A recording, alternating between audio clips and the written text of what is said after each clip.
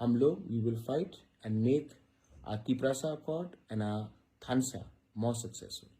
तो जो भी आप लोग ने बोला है अभी छोड़िए, हमको आगे बढ़ना है और 2028 में हमको अपना तिपरासा का दफा का सरकार बनाना है। एलाइन भाई भाई Punkaham everyone, I'm here with Mayor. Mayor is a young boy and Mayor has come today to meet me with his father right here. Namaste. And one more special guest, Mayor's mother, right? She is right here. Sapna, मेरा MLA.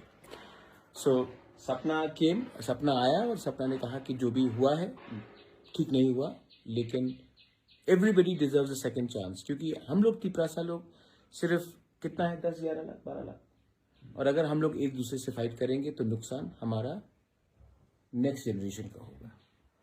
तो अगर next generation को अच्छा example देना है तो election खत्म हो चुका है, सबको एक सेकंड चांस मिलना चाहिए और प्यार से हम लोग एक संग आगे बढ़ के हम लोग we will fight and make our Tiprasa Accord and our Thansa more successful.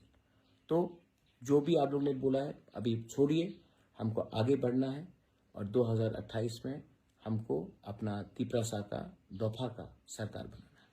Align भाई